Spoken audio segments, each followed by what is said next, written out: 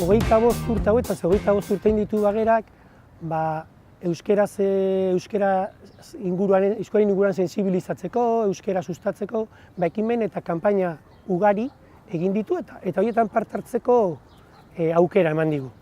Mintzalaguna bezalako proiektuarekin, ez? Bestetik, ukatua izan den eta askotan mespretxatua eta baztertua, ez? Euskal prentsa eta euskeraz irakurtzeko ohitura. Horren alde ere, Donostiaren inguruan informazioa zabaldu, informazioa landu, jendeak euskeraz irakurri zezan, irutsulo, aldizkariarekin hasieran, egunkariarekin ondoren. Horrez gain gero, hortik salto eman da, gaztei ere, gaztezulo bezalako proiektu bat eskaintzeko aukera. Eta ez dugu ahaztu behar, horiekin batera, bi horietan, jende batek aukera izan duela euskeraz lan egiteko. Eta egia da, aipatu behar nuke, salaketak egin ditugu ere, ez? Eta beharrezkoa da.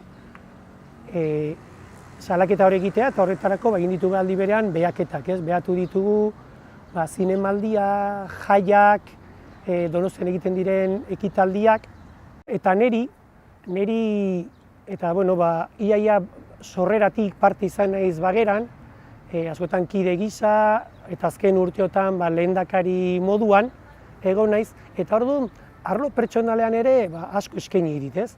Batetik, euskararen egoera Donostian zein den ondo jabetzeko, hau da nire kontzientzia lantzeko, urte horietan guztietan jende zoragarri pila bat ezagutzeko, haiekin batera aritzeko lanean, eta orain, ardura hori utzi dudan neurrian, aukera emango dit, kide bat gehiago bezala horretan jarraitzeko.